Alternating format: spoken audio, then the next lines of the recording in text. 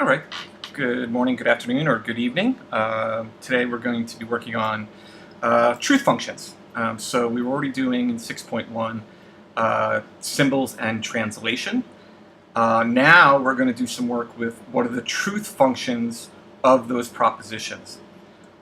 This is going to be one of the difficult, certainly the difficult chapters for you. That is, we're going to move from 6.1 to truth functions, into full-on truth tables testing the truth or falsity of propositions. Then we're going to be looking at truth tables for arguments. Then this is sort of a quick one. Instead of doing full-on truth tables that could take forever, we're going to learn how to do indirect truth tables. And then finally in 6.6, looking at the argument forms that are then fallacies. Okay? I'm going to tap on that.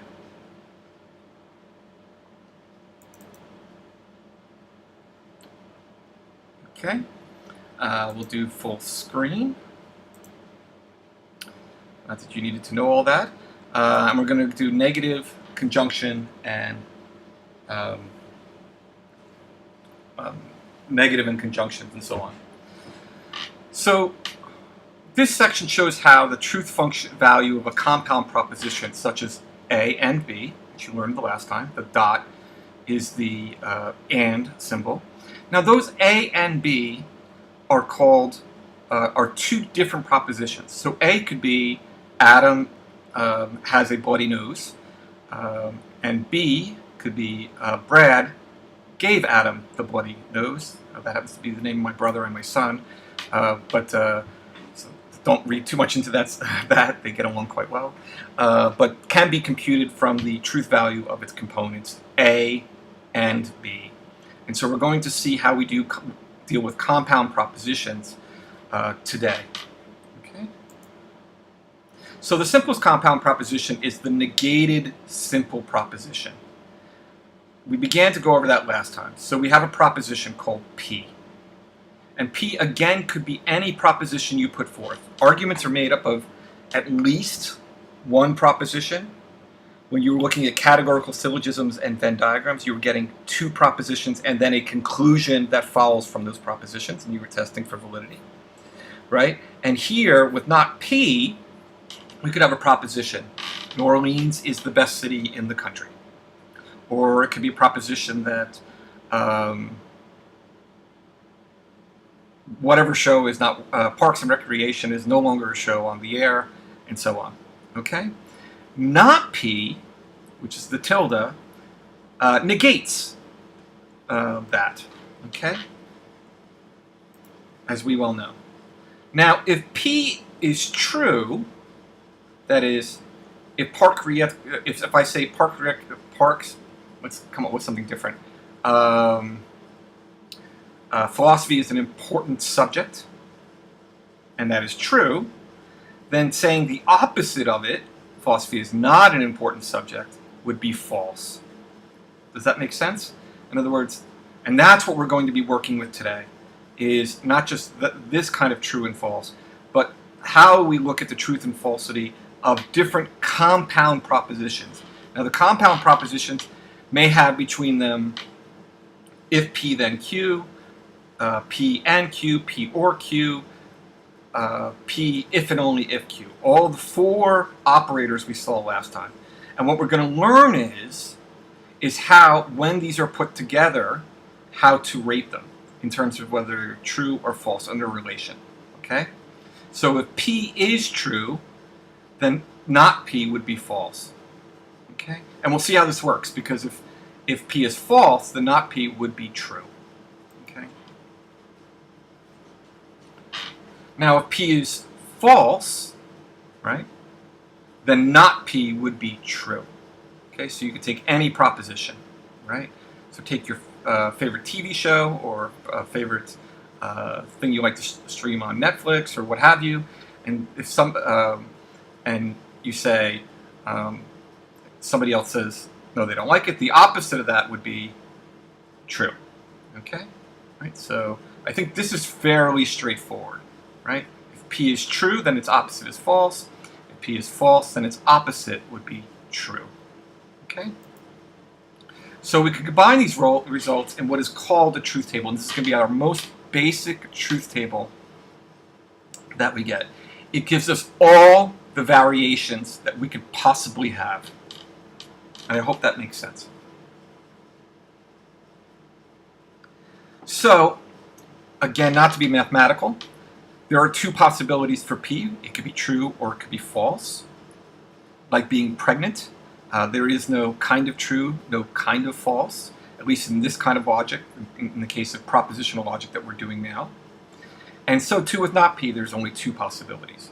So here we see what we already had. If P is true, then not P has to be false. And so we put that all on one line in this truth table. Right? And I suggest when you do the truth tables, unlike what you'll see on the screen here, you put out two possible lines. So when you have one proposition, there's only two possibilities. And this is another proposition. It's just with the tilde or the not, there's only two possibilities. It's either false or true.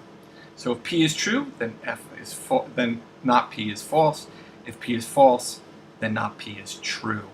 Now we're going to get into some tricky ones, and the hardest one is going to be to explain the conditional, the if-then. But I hope you can follow that one. This truth table merely shows that not P is always the opposite truth value of P. Okay? I think that's straightforward. Any conjunctive statement can be represented by the expression. So next we consider conjunctive statements such as P, and they are joined together in some way. So a conjunctive statement is P and Q. Okay? Right? That's conjunctive. Disjunctive, if you remember, is the wedge, okay? But this is conjunctive. Con meaning from the Latin meaning to bring together, right? So now we have to have a truth table for this one. So if P is true and Q is true, then P and Q are true, okay? So if it's the case that Paris is in France and Quebec is in Canada, then both of those together, Paris is in France and Quebec is in Canada, is true. Now what's interesting about this is that this is an inclusive and, if you know that from English grammar, which means is they both have to be true for the proposition to be, the conjoined proposition to be true. So basically we're taking two propositions and we're making a new one. And it's a little bit perhaps difficult to understand that we take one simple proposition that I put forward, right? In other words, in an argument, somebody's putting something forward as a premise. P, Paris is in France. That's a proposition you might hear all the time. Quebec is in Canada, and that's true. And so when those both are true, P and Q is true. Paris is in France and Quebec is in Canada is true. Okay? But if there's any are false, then P and Q together are false. Okay, and you're just going to have to memorize this, and I'm really sorry. But you will have, for the exam, the ability to look at your textbook, so the memorization won't be too awful. But by doing these a number of times, you'll remember them so you can do them more quickly. Okay, so whenever any of these are false, let's say if I said Paris is in France. Oh, sorry, for this one, sorry. But let me take it where this one is true. P is true and Q is false. If I said Paris is in France and Quebec is in the United States, then that P and Q would be false. Just as if I said Paris is in Germany and Quebec is in the United States, then it's false. Okay, so P and Q is false if at least just one of these is false.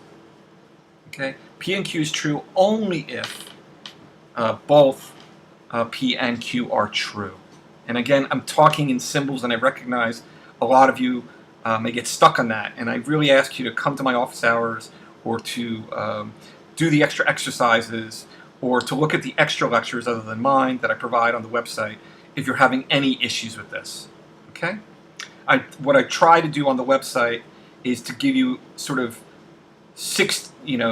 at least 4 or 5 different ways into these texts. Okay. Obviously, I'm not working from a script; otherwise, the and uhs wouldn't be there. But Again, use the website. Use the extra resources I give you. Use me. I'm paid for this. Okay? They are paying me to be in my office at certain times. They're paying me to help you with getting to know logic and learning and to succeed. And even if I wasn't being paid, just ethically, you're taking this course. And I believe it's the case that I should be helping you as best as possible to do well. Okay? So I don't want you to, as we move into the more difficult parts of the, I think, what are a bit difficult parts of the course for you to run into. But you could see why now this issue of symbolization is why logic is often considered, is often used at universities for the quantitative requirements, right? Because we are doing something with symbolization that's quite important, okay? So, as with negation, we can combine these results into a truth table. Now, because we have two different propositions, P and Q, or two different letters that helps you, we have two possibilities, okay? But we have two possibilities for here and two different possibilities for here. Either it is true or it is false, and this is either true or false. And then you'll say, why don't we just have then two lines? Well, as you know, possibilities are, you multiply the possibilities here times the possibilities here, and you get 4 lines. Again, I would draw it out like this. Okay? So these are all 4 possibilities. Now, P could be true and Q could be true. P can be true and F could be false. Q could be false. If P could be false and Q could be true, and P can be false and Q could be false as well. And so the way to draw this quickly is always to go down and divide in half. With the first one you have true, true, true, true, true, false, false. The next one, the second one would be true, false, true, false. At least for this chapter. It'll get more complicated later on. But for when you are doing a truth table, you take them and go true, true, false, false. That's the 4 combinations. When we get to longer truth tables that sometimes go down to 8 or 16 lines, or even longer, there are truth tables that go to 32 and so on, you would still divide in half and go true, true, true, true, true, true, and then false, false, false, false, false, and then the next one would be true, false, true, false, true, false, if there's only 2 letters and so on. But we'll get to that. But these are your 4 possibilities. Does that make sense? Right? P and Q. It could be like heads or tails. Can both come up heads, true. One could come up heads, one could come up tails, one can come up, P can come up tails, this could come up heads, could come up tails, and so on. These are the only 2 possibilities. But when they're conjoined, you'll see again, as I said, only if both P and Q are true at the same time can this be true. Paris is in France and Quebec is in Canada. Okay? But any other time, this entire statement, right, is false. It's just one part of it is false. Okay? So the truth table shows that P and Q is true when P and Q are both true. In all their cases, the P dot Q, right, is false. And you can see that, right? This is the only true row is right here. Now, we have the disjunctive statement. So conjunctive was an and, disjunctive is the wedge, okay, the or. So any disjunctive statement can be represented by P and Q with a wedge. Either Paris is in France or Quebec is in Canada. Now these can represent any propositions, although I'm using right now cities named from these letters, but you get the idea. Now how many rows will we have? Well, we have 2 letters. And so we go down and we see that when we get to the truth table, we're going to have 4 again. Now the only time a disjunction is true is when both of them, get rid of this word disjunct, it's not helpful, is if either one is, if both are false. That is the only line that is going to be false. Why? Because if I say if either Paris is in France or Quebec is in France, that is true. Either one has to be true. If I said either Paris is in France or Quebec is in the United States, that's true as well. If I said Paris is in Germany or Quebec is in Canada, that is true. It's only if I say France is in Germany or Quebec is in the United States, when both are false, then that line is going to be false. Okay, that's the only time. So it's sort of the opposite of the conjunction, or the and. And is true only on where both are true. The disjunction, or the wedge, is only false when both are false. All right, so here's that truth table again. You only have 4 possibilities, right? P, you go true, true, false, false. Always do this on the first time. Q is true. We can have it be true or false. It could be true and false, false and true, false and false. Again, this is written exactly the same way, and it's going to be written exactly the same way for all of the operators we use today. Okay? Now that we put them together with the wedge, P or Q is true if they're both true. True or false is true. False or true is a true statement. And false or false is a false statement. So that's the only time, is right there. Okay? Okay, so the truth table shows that P or Q is true if at least one of the components, that is one proposition in the statement, is true. So now let's practice what we learned just with these first operators. Suppose that P is true and Q is false. What is the value of P and Q? Well, there's only 2 possibilities. It's either going to be true or it's going to be false. And we've learned with the and, right? If one is false, then the whole thing is false. Okay? Now, with the or, it's different. You just need one of them to be true for it to be true. So the value of P wedge Q is true. P or Q asserts that at least one of the propositions in the statement is true, and P is true. Now, if P is true and Q is false, what is the truth value of not Q? What's not false? Not false is true. I think that's one of the easier ones. Again, I'm very careful when I say that's one of the easier ones. I mean that comparatively. So if you're not quite catching up yet, recognize I'm not making fun of you. I'm just trying to say it's going to keep building and building. Okay? So I don't take any of these for granted.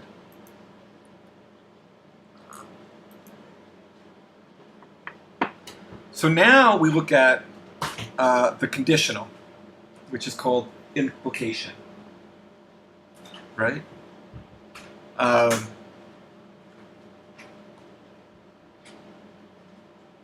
Right, just give me a second.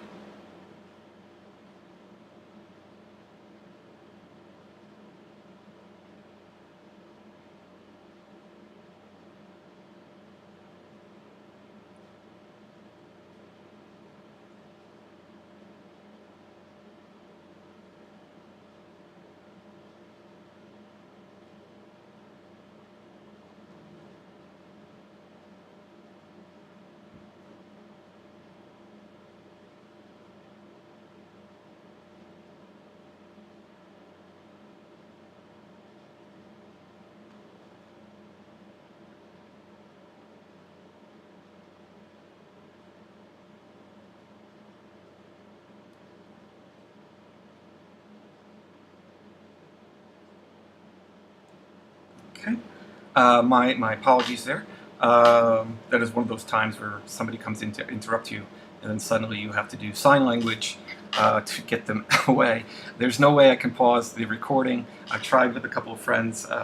They give me different ways of doing the screen recording. So if any of you are students and have a great way to do these recordings without that has a nice pause button or something, then let me know. But apparently this is the easiest way to do it, especially with the software that I'm using. So now we get the material condition, or the implication symbol. We saw this in 6.1, the horseshoe. The if-then set. If then, only if P, then Q, P only if Q, etc. P is a sufficient condition for Q. Right? Q is a necessary condition for P, etc. Okay? There's different ways of saying what the horseshoe means. But there we go. So now, what does this mean? I think this is the most difficult one.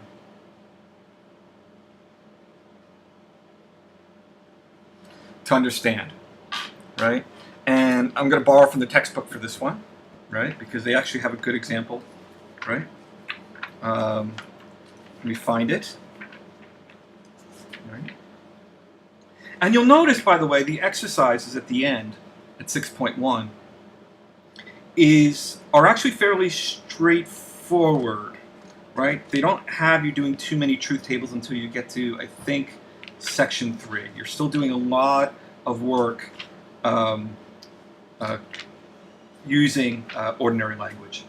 So we're looking at, we've done the disjunction, but if we look at page 333, I think there's a good explanation, and I don't want to use it without citing my source. Okay?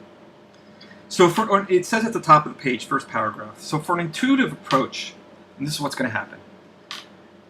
If P is true and Q is true, then if P is true, then Q is true. This is one that is going to be fairly straightforward. Okay? If P is true and Q is true, then if P, then Q. When we put these propositions together, it's going to be easier. Okay? What's going to be hard is, if P is true, then Q is false, is going to be false. Okay? This is the only line out of the 4 that actually is going to be false. And that's what's going to be difficult. And that's why I'm going to read from the book, and then and you can follow along on page 333. But this is the only time it's false. If you get an A on all of your quizzes, then you fail. Well, we would take that to be a false material implication, right? Or in other words to say, you would take that to be a false statement, right? Because in general, if you get an A on all of your quizzes, then you should get, then it should be true that you get, then it should be true, you should be, if Q is, you would expect to pass the class, at the very least, okay? But what happens when P is false? To cover this case, we simply assert that when P is false, P then Q is true. And you could put either value in there. Falsity in the first one implies nothing. Okay? So falsity implies either truth or falsity. We don't know. Okay? So let's look at this. Oh, it tells us this. I should look ahead at this. By the way, this is from Alice in Wonderland. There's a lot of logic in Alice in Wonderland, so I assume that's why they use a lot of Alice in Wonderland pictures here. But let's look at that. I'm very curious. Okay. Well, it tells us to see our textbook ahead of me. As I've said before in these lectures, this is my first time seeing these problems as well as you. So let's look at this, because I think it is difficult. On page 333, the top paragraph, full paragraph, it says, for an intuitive approach to this problem, imagine your logic instructor, me, made the following statement. If you get an A on the final exam, then you will get an A for the course. Now, under what conditions would you say that your instructor had lied to you? Okay? Clearly, if you got an A on the final exam but did not get an A for the course, you would say that she had lied. So that's if P is true, then Q is false. Okay? But for all other cases, that's what's difficult to understand. And the only analogy I know well actually comes from this textbook, is whether do you have an expectation that they are lying. So let's go ahead and see this. So let's combine the results so that you can see this. Okay. If P is true and Q is true, then if P, then Q is true. If you get an A on the final exam, and then you will get an A in the class. Good, then that statement is true. If you get an A in the final exam, then you'll get an A in the class, and it turns out that's not the case, that this isn't the case, then of course this whole statement is false. If you get an A in the final exam, and then don't get this, and this is false, you don't get the A that I promised, then this would be false. Now let's continue with that paragraph. Again, under what conditions would you say that your instructor had lied to you? Okay. Clearly, if you got an A on the final exam but did not get an A for the course, that's this, then you would say that she had lied. This outcome corresponds to a true antecedent. Antecedent be the first one. Antecedent comes first, A before C. And the consequent is false. So that's the only one that's false. Now, for now, you may not understand this. And I remember taking logic for the first time and not quite getting what this meant. Okay? But just memorize this truth table. Because this truth table actually is going to get much more complicated. In other words, we're going to be combining a lot of these statements, these propositions together. Okay? And the sentences go on. On the other hand, if you got an A on the final exam, right, and got an A for the course, you would say that she had told the truth, antecedent, truth, consequent. Okay? But what if you failed to get an A on the final exam? If you get an A on the final, remember, this is if you get an A on the final exam, then you will get an A in the class. But what if you failed to? Well, two alternatives are then possible. These are them. Okay? If you fail to get an A on the final exam, right? These are the two alternatives here in the paragraph. Either you got an A for the course anyway, false, that you got an A on the final exam, but you got an A in any case, right? Right? Or you did not get an A for the class, final exam, and then you did not get an A for the course. In both of these cases, it wouldn't be lying. In this one, it's perhaps I look at your homeworks, your work in the class, perhaps any extra credit you've done during the semester, right? And I bumped you up, right? So you didn't get an A on the final exam, but you did get an A in the class. So that's when you would say, I'm telling the truth. If you didn't get an A, if I tell you if you get an A on the final exam and you didn't, then you'll get an A in the class, and then you don't get it, that still would be true. I would not be lying to you. This is the only one where I'm lying to you. If you get an A on the final exam, then you will get an A for the class. And then this is the one where it is false. I hope that makes sense. Okay? But for now, just memorize it. And I apologize again for the pause before. But hopefully this makes sense. This is the most difficult one, I think, to understand, at least intuitively. Because you expect, if something is false, how could it lead to any truth? Right? If something is false, how does it lead to truth? But just think, who is lying to you? When would you take it to be a lie? Okay? If I promised you something, if you get an A, then you don't, then you would say, he's lying to me, and this proposition is false. Okay? But all others are true. I'm not lying to you. Okay, that's another way of putting it. The only time P then Q, if P then Q is false, is when P is true and Q is false. It's the only time. That may be just the one way to memorize it. Just remember this one line, if true, then false, is always false. Every other time is true. Okay? So, the biconditional, this is the equivalence. It's like an equal sign. This is going to be easy to remember because when one is true and the other is true, it's true. When they are not equal in truth status, they are false. And when they're equal in false status, it is true. We'll see that. So again, this statement asserts that P and Q have the same truth value. Thus, when P and Q do have the same truth value, P, if and only if Q, is true. P, if P is false, and Q is false, P, if and only if Q is false. Just think of it as an equal sign. When both are the same, it's true. Both are the same, it's true. Okay, and so we get a four-lined, and then when they are the opposite, they're not equal, think of this again as an equal sign, then it's false. All right, and so now we get another four-lined truth table. If P is true, P if and only, P is true, true if and only if true is true, true if and only if false, again it's equivalent sign, is false, false if and only if, that's what the equal sign means, sorry, the triple bar means, is false. False if and only if false is true. Just think of them as an equal sign. When these are both the same, it's true. So now let's practice what we've learned about the horseshoe and the triple bar. Suppose that P is false and Q is true, like we were given the last time. What is the truth value of Q? Okay.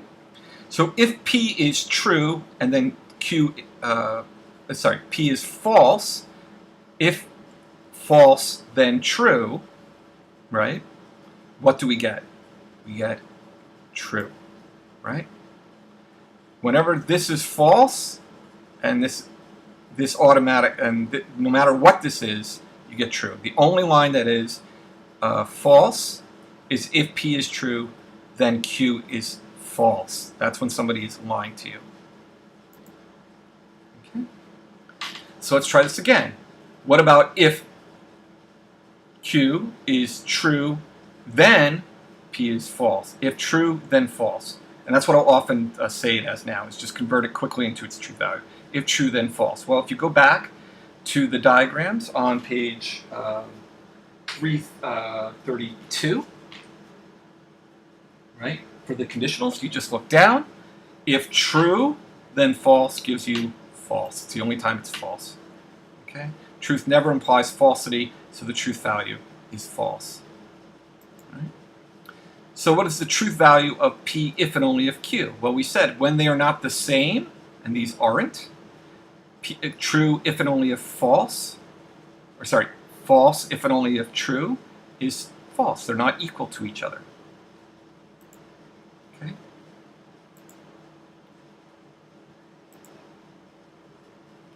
So let's apply what you've learned thus far to some longer propositions. So we're going to write the truth value of simple propositions beneath the letters.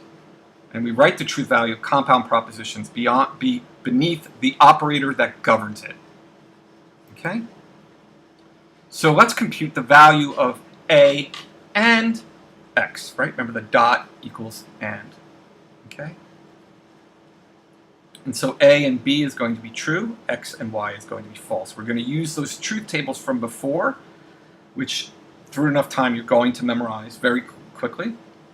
Even I, who hadn't, I'll say this, I took my logic courses as an undergraduate, and then didn't have to teach logic again until after graduate school, getting a PhD in another area and so on. And even then, many years later, I remembered, not that many years, but good 6-7 years later, as soon as I came back to this, I remembered every little bit of it. Just as you probably could quickly, perhaps, re-pick up algebra or other forms of mathematics. Okay, I understand the difficulty of symbolization, okay, for some of you. So again, that's why I'm trying to give you so many ins to this. That is, my own lecture, YouTube videos that I think are helpful. You're welcome also, if you don't find those helpful, just put in Hurley, Chapter 6, into YouTube. You'll see other lectures on it too. And that might be a good way to find something that is helpful to you. Look for as many resources you have. I've given you 6 to 7 for this chapter. And so I hope those are helpful. So we begin by entering the truth values beneath the letters. Okay? So we suppose, right, that A is true and X is false. What is the truth value of this? Well, we know if one is true and the other is false, then the whole thing, A and X, is false. Boom, done. Okay? So finally, we decide the truth value for the dot to indicate that it represents the whole compound statement. Okay? Again, you always put it beneath there. Right? So let's compute the truth value of this. Not B, not true is what? True is false, so they're going to have you, I know, okay, I see what they're going to do. You're going to have to do the tilde first, right? Why? Because we have the truth value of B, but we need the truth value to compute this of not B. That's what it's saying, so we know this is false, right? So true or false is going to do what? Well, we learned, right, with the wedge, that the or gives you only one of them has to be true for it to be the whole proposition to be true. And so A wedge, not B, is true. Okay.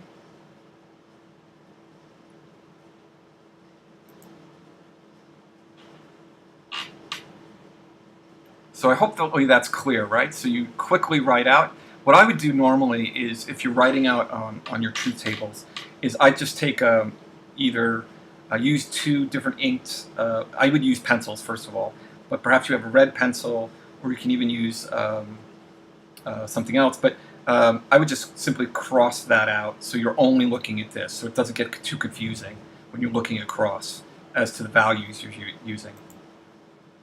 Now we're going to have something more difficult. Okay? We have to first work our way out of the parentheses. Okay? So first we figure out the truth value of this, and now you see why it was so important in 6.1 to figure out where the parentheses go and what the value are. So just as in algebra, 2 plus parentheses 6 times 10 and parentheses is going to give you a different value than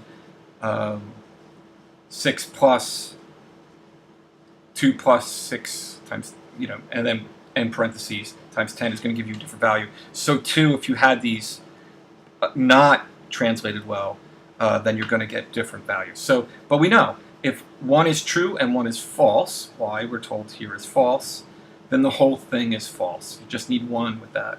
But we know with the wedge, just one needs to be true. Okay? But look what's happened. We already know x is false. Cross these out. We know that the whole thing is false. False or false is what? False.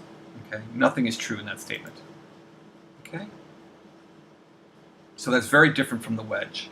So we're looking at the false or false is false. Right? So again, you look at those for the homework, or look at those for the exam. I suggest you'll memorize them through doing all these questions anyway. But look at the truth statement, truth tables as you're doing it. False or false is false. Okay. Now we have another difficult one. So we have to work our way out. Okay. Now we look up. A is true. We start always in the parentheses. B is not here. Oh, sorry. B is here, so we put a true under there. X we learn is false. Okay. But now it gets a little bit more difficult, right? Because we're told to opposite that. So now we work our way out and we go true. Okay? Which we're going to probably see on the next page. Right? We make the opposite of that. Right? Oh, sorry, is that a triple bar? Sorry. True. I thought it was an and. But I can't go back, but I thought that was an and. But if not, either way. True, if and only if false is still false. Same answer. The opposite of it is true. Right?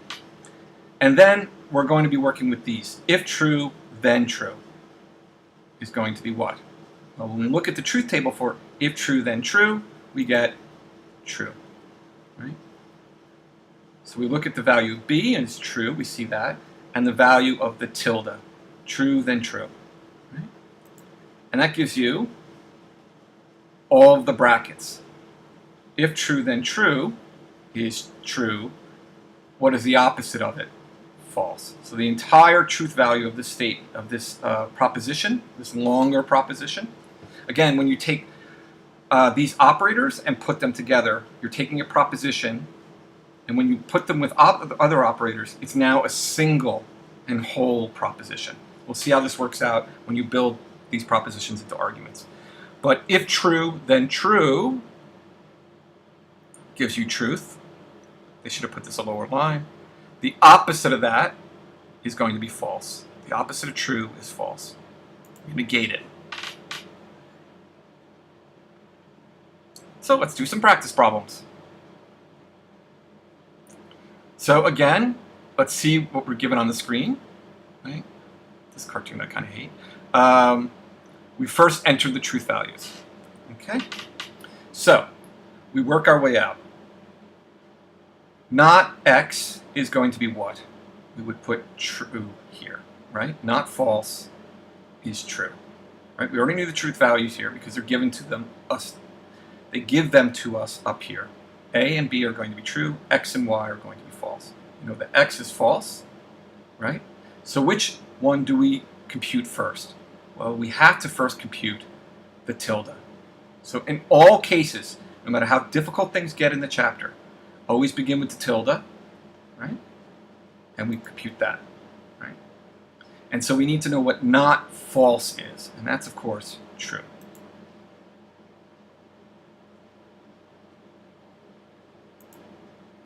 So, if we have, again, cross this out, if true, then true is what? True, right? That's the first line of our truth tables, right?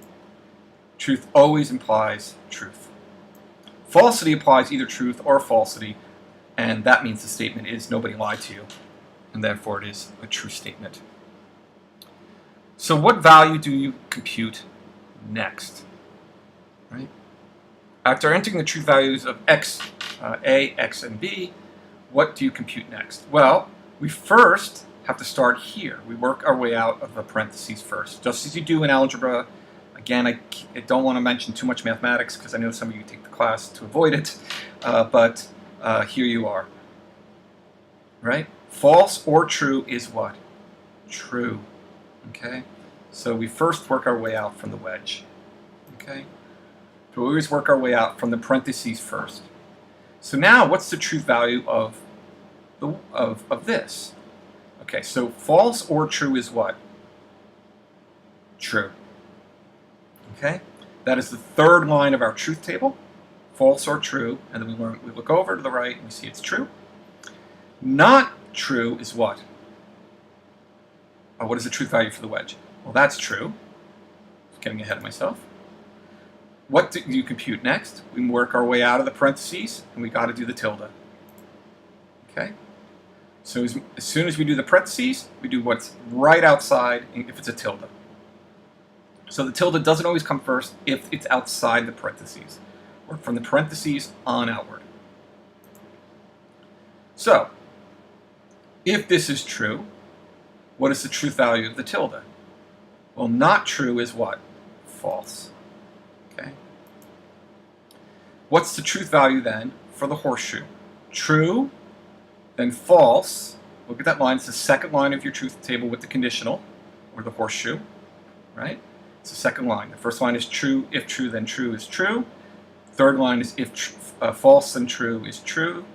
If false, fourth line is if false, then false is false. It's true. Sorry about that. If false, then false is false. The only one is the second line that we have to worry about. If true, then false gives us false. All right, all others are true. Okay? Truth never implies falsity. So the entire proposition is false. All right? See how complicated this all is? This could be a very complicated sentence and set of propositions. But by symbolizing it, we've simplified our ability to ascertain the truth of these propositions in propositional logic. What truth value do you compute next? Okay? So, they've given us the truth value of each of these. We work our way outward. Right? We wouldn't start here, right? Because we don't even know what the truth value of this whole thing is.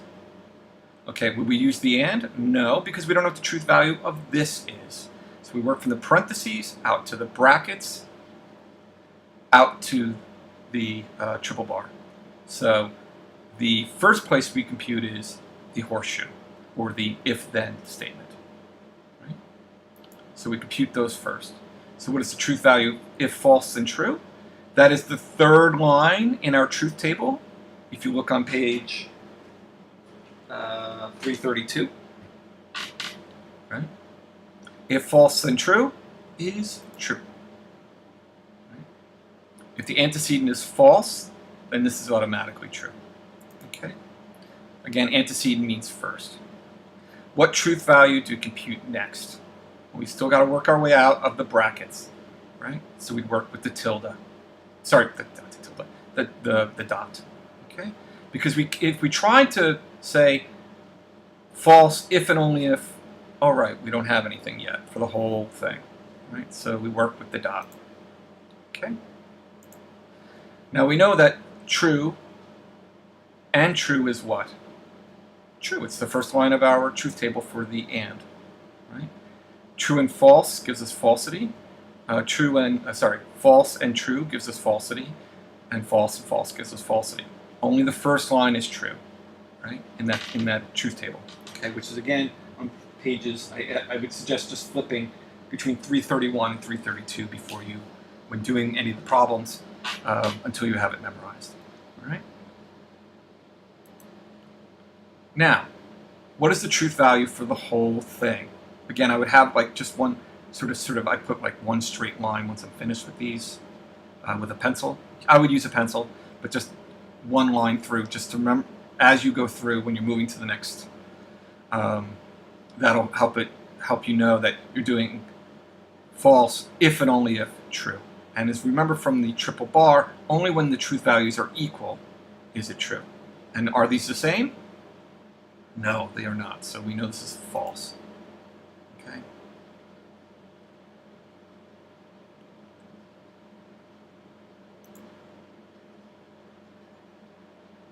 Okay. So at this point, you would want to then look at, well, what's in your homework, right? If you look at pages, excuse me, I'll just go there. I recognize that a lot of the language in the chapter itself is not, well, it's certainly not Shakespeare. And it's often difficult to understand, okay? But in 6.2 in the homeworks, if you go through and you look at, just like first identify what is the main operator in part 1, then you look at how to compute them and put them into, take sentences and put them into symbolization, right? Then you can start to, in